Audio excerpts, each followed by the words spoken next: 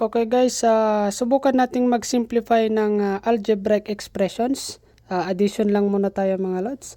So sa pagsisimplify ng mga algebraic expression na ganito mga idol, pagsamasamahin lang natin yung mga like terms. Halimbawa, itong 3a, ang kaparehas niya ito. So variable a may constant, variable a may constant. So pagsamahin natin sila.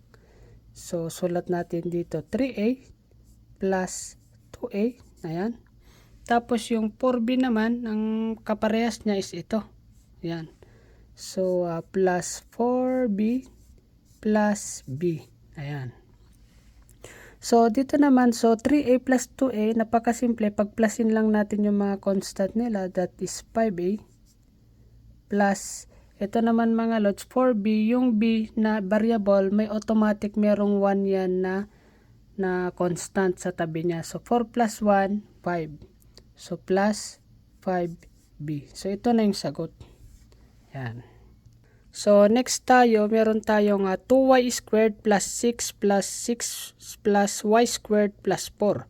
So gaya ng naunang ginawa natin, pagplasin lang natin yung like terms, yung magkakaparehas yan.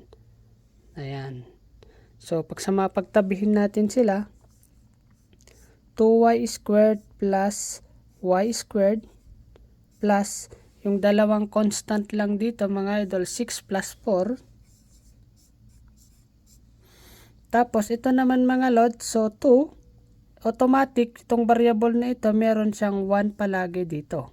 So 2 plus 1, 3. So 3, kopya nyo lang yung variable with exponent, 3y squared plus 6 plus 4, 10.